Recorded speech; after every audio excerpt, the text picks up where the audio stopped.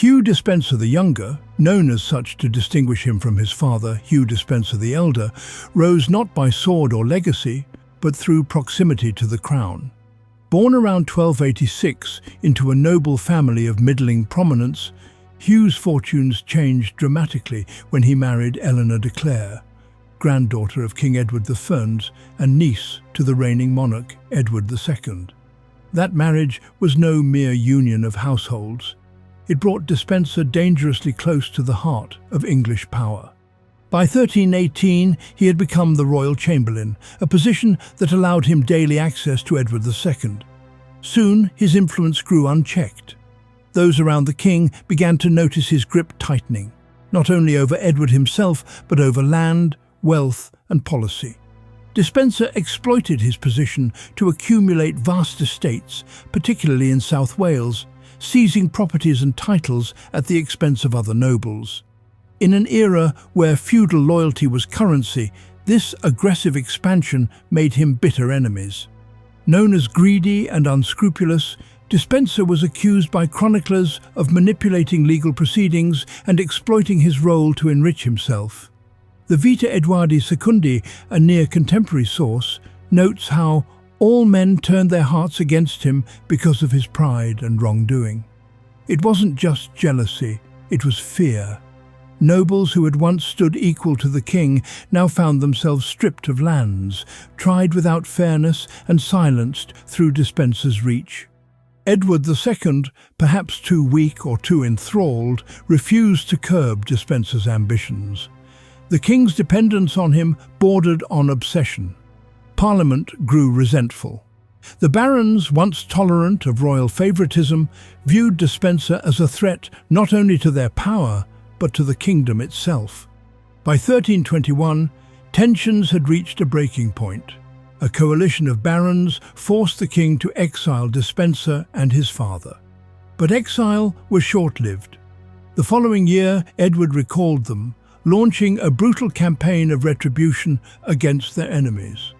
Despenser returned more powerful than before, now not just the king's favourite, but his instrument of vengeance. In those years, England was not ruled from the throne, but from Despenser's whisper. And when the whisper becomes a roar, history shows that power like his never dies quietly. Betrayal and downfall. Despenser's fatal missteps. By 1322, Hugh Despenser the Younger had become, in all but name, the most powerful man in England. Through Edward II's favour, he controlled lands, titles, and the machinery of royal justice. But with every manor seized, with every enemy imprisoned or executed, Despenser made another implacable foe. His greatest error was not ambition, it was the belief that power could shield him from consequence. England groaned under his rule. Nobles and knights who once held royal favour found themselves ruined by fabricated charges or manipulated courts. Despenser used his authority to confiscate properties and redistribute them to loyalists, or more often, to himself. In South Wales, he exercised semi-autonomous power, enforcing harsh rule over the local marcher lords. The chronicler Jean Lebel later described him as a man who acted as if he were king. But Despenser's unchecked dominance created an unlikely alliance. Queen Isabella of France, Edward II's estranged wife, and Roger Mortimer, a powerful marcher lord who had once been imprisoned by Despenser's hand. In 1325, Isabella travelled to France under the guise of diplomatic duty, but in reality she was laying the groundwork for rebellion.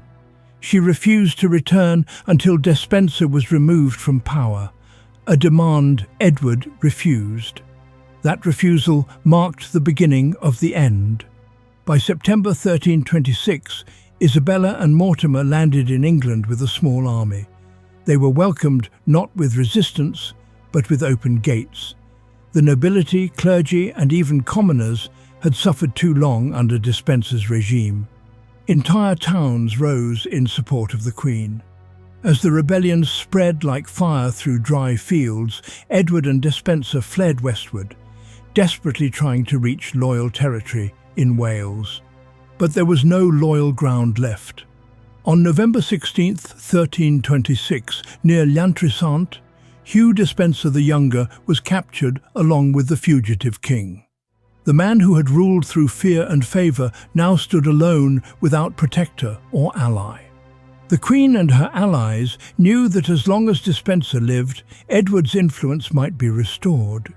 And more than that, they knew the people demanded justice, not a quiet exile, but a reckoning.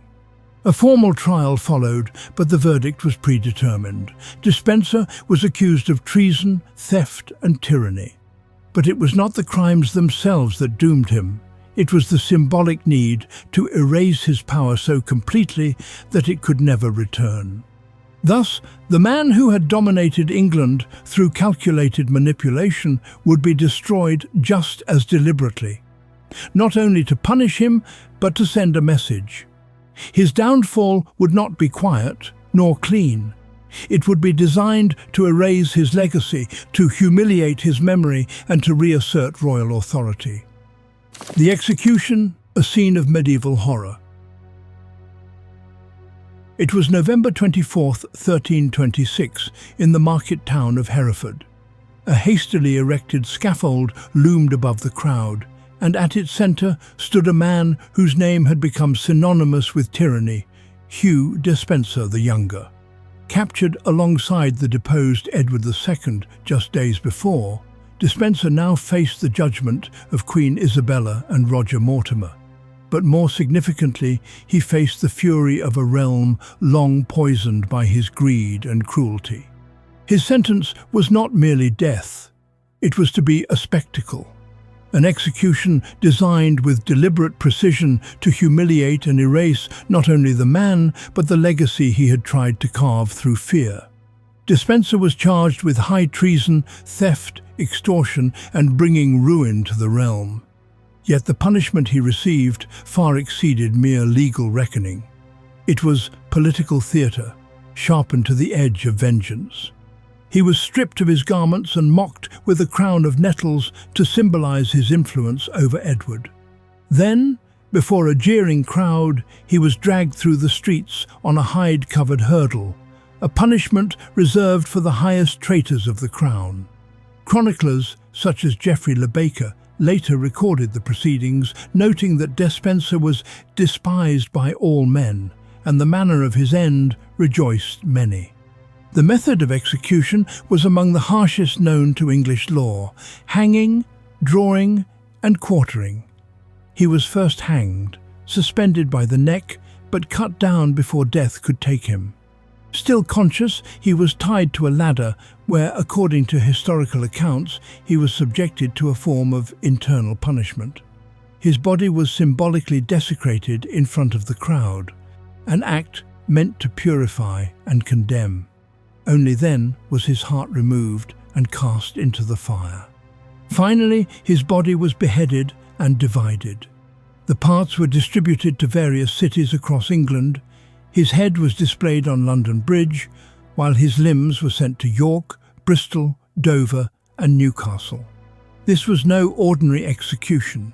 It was a calculated dismantling of a man once feared and despised, now reduced to a warning. The message was clear. No subject, no matter how close to the king, could rule in place of the crown. Power abused without restraint would not be quietly buried. It would be broken apart in full view. Edward II, imprisoned and helpless, could only witness the fate of the man he had once trusted more than any other. Despenser's death marked the symbolic end of Edward's reign. Within a year, the king himself would be forced to abdicate and would later die in captivity under mysterious and still debated circumstances. The execution of Hugh Despenser the Younger remains one of the most chilling punishments ever carried out under English law, not for its method alone, but for what it represented. It was not the death of a man. It was the public dismantling of tyranny. What does Despenser's fate reveal about the dangers of absolute power and the cycles of vengeance that shape history?